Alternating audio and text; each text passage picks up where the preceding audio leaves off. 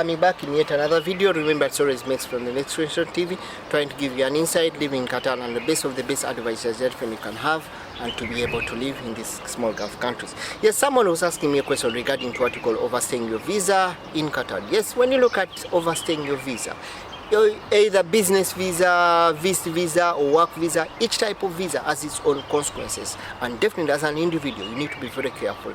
You need to be very careful. You need to notice, you need to be very aware when the expiry date of your visa will be. Let us try to look at what happens to overstaying your visa. First of all, let us try to look at what you call overstaying a tourist visa. Yes, when you look at overstaying the tourist visa, it is going to depend. It depends on the scenario. Yes, some of you find that overstaying a visa of it will be usually a fine of what you call 200 riyal every after an expiry of the visa. So definitely if you are in the country as a tourist and it expires, you will be entitled to pay 200 riyal, and the fine starts immediately the day your visa expiry. That's when the calculation starts. Let us try to look at those people that come on work visa. In case you come on a work visa and your employer fails to complete all the required documentation within the provision months that are given to the 3 months, getting a QID, then you will also start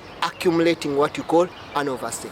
However, to some situation, the fines are not going to be borne by you. The fines will be borne by what you call your sponsor. Is the one that will have to pay the overstay fines. It will be your sponsor.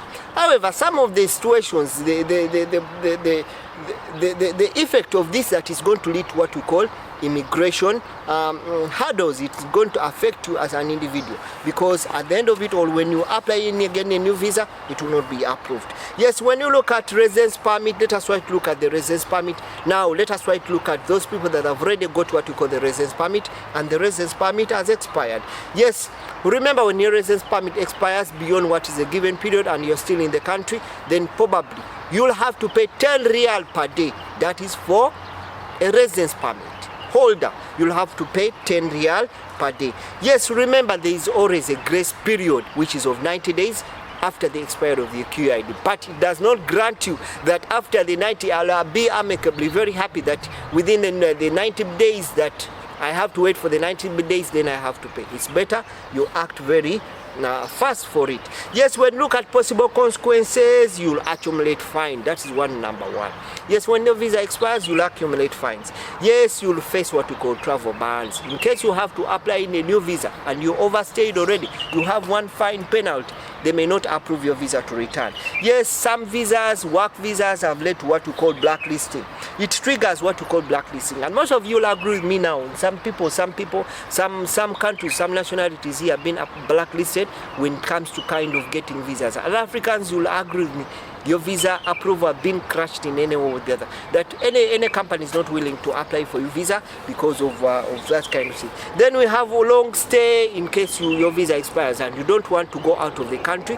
Definitely, you'll agree with me. There's what you call police check, detention, which will trigger detention, and what you call deportation out of the country. And when it comes to issues of deportation, definitely you'll agree with me that it will be another scenario that definitely have to explain, that you'll never be able to return. However, something that what you need to do, what should be your legal options for you to have at a given period of. Yes, the legal options can be, you need to pay an exit in case your visa expired and you don't want to stay in the country. Then what you need to do, you need to exit. In case of that, then you need to pay for you to extend your visa. We have Metrash. You can use immigration department counter. We have the Metrash.